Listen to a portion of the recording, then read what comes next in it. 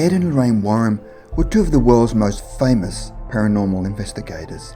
Much of their casework was carried out through the New England Society for Psychical Research, including exorcisms, seances, spirit cleansings with photographic documentation of supernatural events. Their work would take them across the United States and the world. The following are two famous cases that caught the country and the world's attention.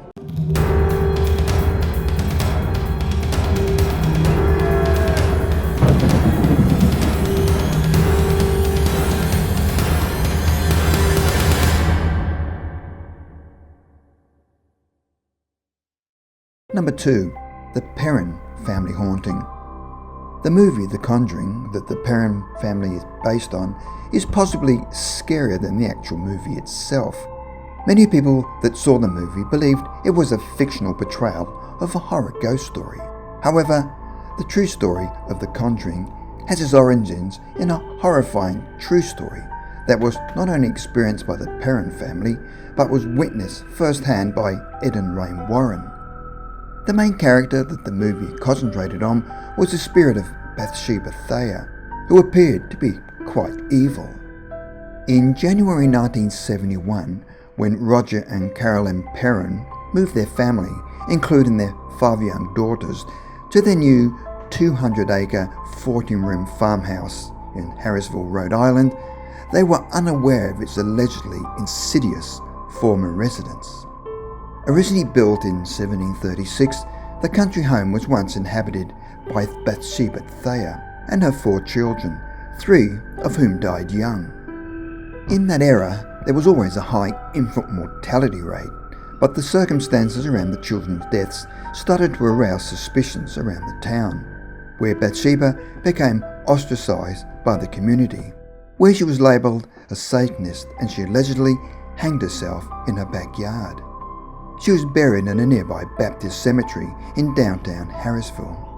When the Perron family first moved into the home, they immediately noticed strange things happening, with pleasant ghostly interactions like spirits playing with the children.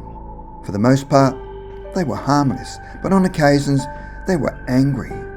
After a period of time, unpleasant anomalies began to happen, where Carolyn noticed that the broom went missing or seemed to move around different parts of the house. Then she heard the sound of something scraping against the kettle in the kitchen when no one was there, and she'd find small piles of dirt in the middle of the kitchen floor that she'd just cleaned. The family would experience other spirits and would also smell rotting flesh. Beds started to rise off the floor. Whenever Roger, the father, entered the basement, he claimed to have felt a cold, putrid presence behind him. They would avoid the cellar, but on a few occasions had to go down there when the heating equipment mysteriously failed, causing him to venture down. Bathsheba Thayer then took on a more menacing presence in the home, with disembodied voices, furniture moving on its own, and full spectral appearances. The mother, Carolyn, was allegedly one of Thayer's most consistent targets, supposedly jealous of the living woman's role as both mother and wife. The ghost would regularly pinch and slap Carolyn, and on occasions would touch Roger inappropriately. Carolyn had researched the history of the home and discovered that it had been in the same family for 8 generations, and that many of them had died under mysterious or horrible circumstances. Several of the children had drowned in a nearby creek. One was murdered, and a few of them hanged themselves in the attic. There was evidence that she'd been involved in the death of a neighbour's child, though no trial ever took place. In 1974, the Warrens were brought in to investigate the strange events, and over a 10-year period made multiple visits to the property, and on one occasion Lorraine conducted a seance in an effort to contact the spirits that were haunting the Perron family. During the seance, Carolyn Perron became possessed, speaking in tongues and rising from the ground in her chair.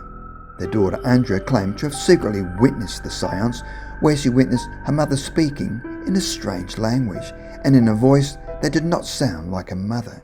She was terrified. She claimed to have seen her mother's chair levitate, and she was then thrown across the room.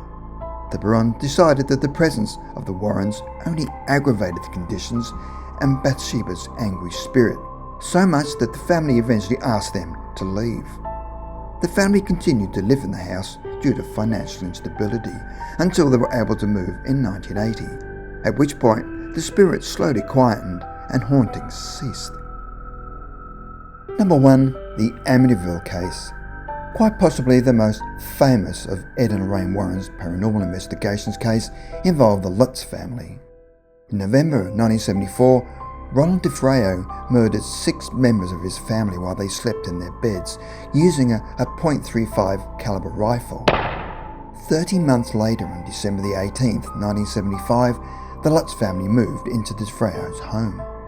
George and Kathleen Lutz purchased the Dutch colonial home for only $80,000. However, 28 days later, they would leave in a hurry. Due to the horror of the last occupants, the family called in a Catholic priest to bless the family home. The priest would slowly make his way upstairs to the 2nd floor, entering the bedroom which Mark and John DeFreo had previously occupied. As he began sprinkling holy water around, an unseen voice told the priest to get out, and the priest did a hasty exit.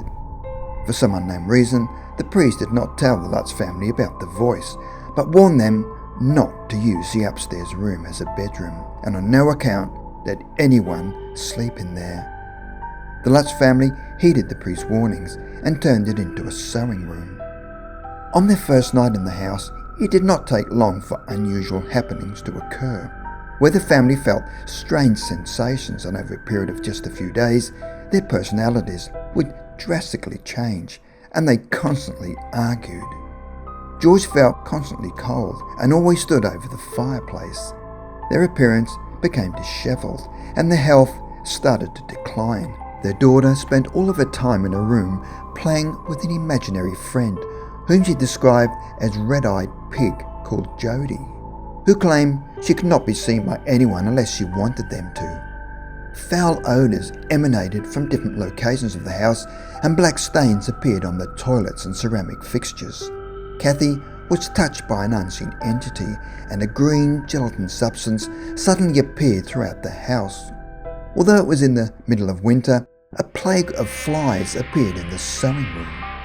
George started waking up at 3:15 a.m. in the morning, the same time the Defoes were murdered. One night George woke up to see his wife change appearance, and the following night she began levitating off of the bed. They tried calling the priest, but the phone would keep cutting out. In an attempt to cleanse the property, they armed themselves with a crucifix and walked around the house reciting prayers. Then voices erupted, telling them to stop. On the final night, the noises escalated with loud bangings and rappings, with furniture being moved around. They felt they were being terrorized. After only 28 days in the new home, the family had had enough and grabbed a few belongings and fled. 20 days after the Lutz fled, paranormal investigators Ed and Lorraine Warren were called in by Marvin Scott, a news reporter with Channel 5NY, but the Lutz family refused to re-enter the home. During the investigation, Ed was physically pushed to the floor while using religious provocation in the basement. Lorraine was also overwhelmed by a sense of a demonic presence and was plagued by her psychic impressions of the DeFreo family's bodies laid along the floor, covered in white sheets, and a sense of physically being pushed back. The research team captured an image of a spirit that appeared as a little boy peering from the 2nd floor. The Warrens believed that the atrocities committed had left the property with an extremely negative energy, which was a magnet for demonic spirits. Lorraine Warren said the Amityville house was the one case that haunts her the most. Amityville was horrible, she said during a press conference for The Conjuring. It was absolutely horrible. It followed us right straight across the country. I will never go into the Amityville house ever again, she said.